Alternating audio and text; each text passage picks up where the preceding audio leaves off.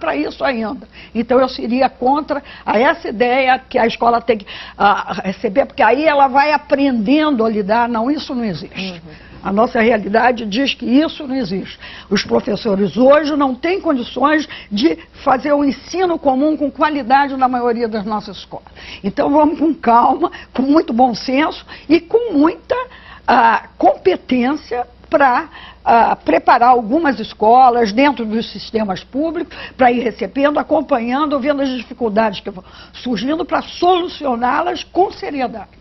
O Edição das 10 está de volta. O nosso debate é sobre a inclusão de alunos deficientes na rede pública, na rede básica de educação. A gente, lá em Brasília, conta com a participação da secretária Cláudia Dutra, ela é secretária de Educação Especial do MEC. Secretária, a gente estava falando até agora sobre deficientes visuais, sobre deficientes auditivos, mas também a gente não pode esquecer dos deficientes mentais, né? Cerca de 10% da população tem algum tipo de problema mental e esses alunos também necessitam de uma atenção especial. A gente tem uma pergunta de uma assinante, justamente para a senhora, sobre esse assunto.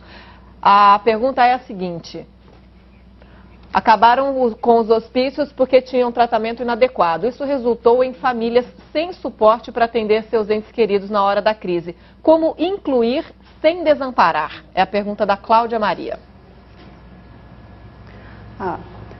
Para incluir um aluno no ensino regular, em primeiro lugar, as adequações necessárias. E, nesse contexto, a participação dos pais é fundamental. Com certeza, essa mãe, junto na escola, traz um conhecimento imprescindível e também os profissionais da área clínica podem sim ser consultados sobre o atendimento desse aluno nesses aspectos. No entanto, a escola ela precisa fazer as adequações pedagógicas necessárias.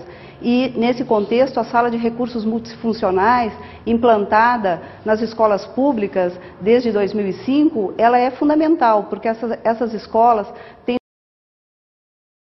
e nessas salas atuam os profissionais da educação. Esses profissionais da educação especial que atuam na sala de recursos, eles vão não só fazer o atendimento educacional especializado do aluno público-alvo da educação especial, no caso desse aluno com deficiência intelectual, como também eles vão orientar os professores da classe comum no uso de estratégias pedagógicas para o processo de escolarização desse aluno. Agora, o fato desse aluno estar incluído com os demais alunos na sala de aula comum, esse é um fator de enriquecimento do processo educacional dele, com certeza promove as capacidades, as potencialidades desse educando.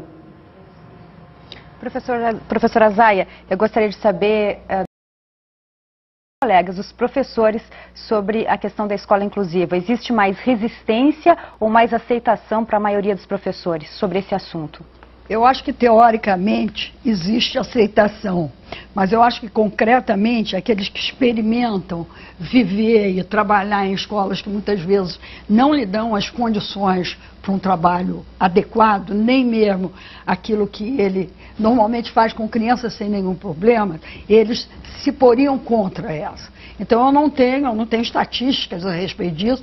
Eu diria que, do ponto de vista ideológico, todo mundo é a favor da inclusão, sobretudo se é professor, acha que é importante.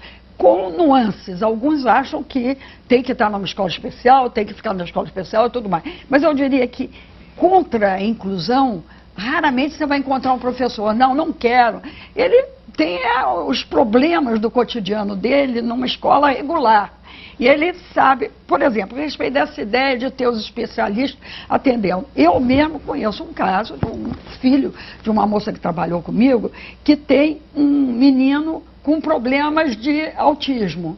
E ele tinha atendimento, tinha problema de fonoaudiólogo, nem esse atendimento especial era de mês em mês.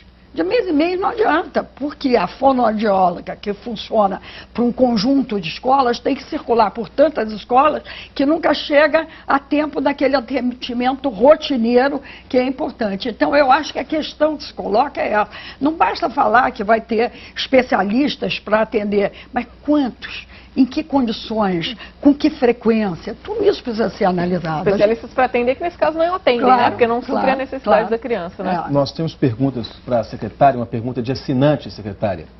Você participe, g1.com.br/Globo News. Estudo pedagogia e tenho uma disciplina chamada Educação Inclusiva. Adianta incluir crianças com necessidade educacional especial se o sistema não está disposto e nem preparado para essa inclusão? Renata Martins. Tem mais uma em seguida.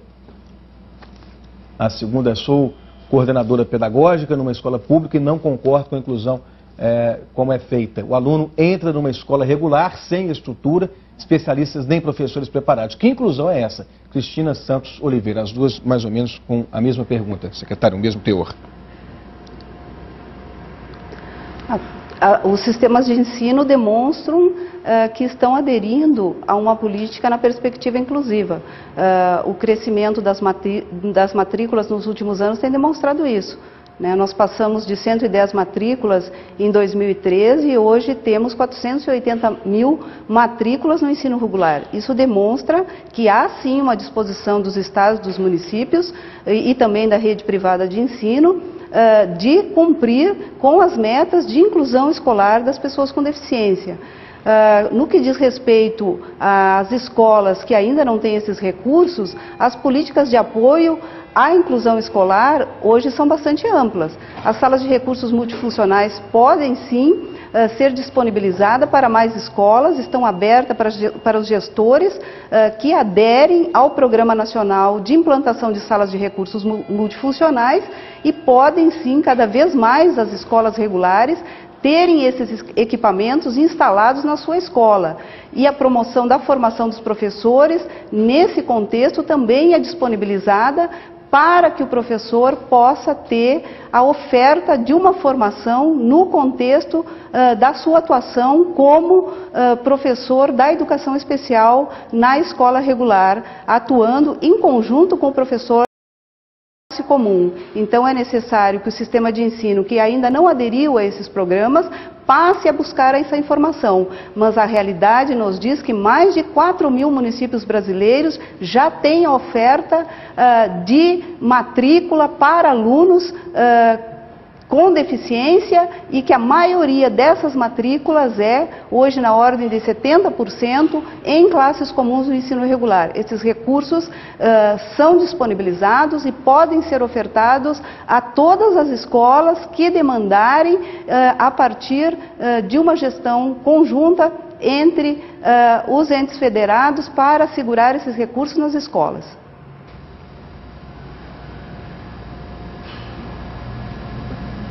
Professora Zaya, eu queria saber como professores que dão aulas para turmas com 30 ou 35 alunos, parece que tem aulas até que são maiores, com maior número de alunos, tendo que trabalhar em várias escolas para complementar a renda, teriam tempo para se dedicar a alunos com necessidades especiais? Acho que não tem mesmo, vamos ser realistas, eu acho que não tem.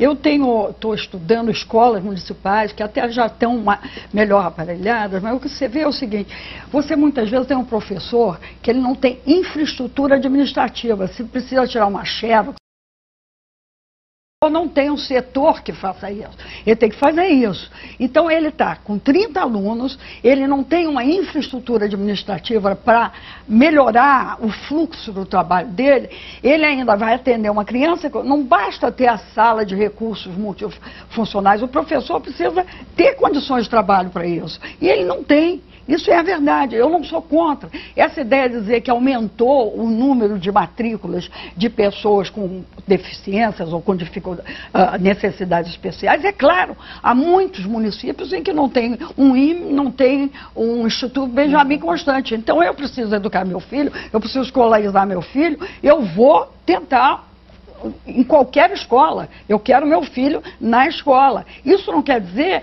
que nós já estamos aparelhados para isso. Veja, eu quero deixar bem claro que eu sou a favor da inclusão, eu sou a favor do esforço que o Ministério vai fazer nesse sentido, mas eu acho que a gente precisa ter noção de realidade, bom senso. As nossas escolas não basta a salinha, não basta a boa vontade dos professores, os professores precisam melhorar, a gente precisa melhorar muito as condições de trabalho do professor que está na nossa escola pública, municipal, estadual, precisa melhorar esse recurso. Então, nós não estamos com condição de generalizar essa política. Secretária, a gente está falando aqui a todo instante de equipamentos, de qualificação profissional, isso tudo depende de investimento. Aí eu gostaria de voltar à questão orçamentária, que a Raquel já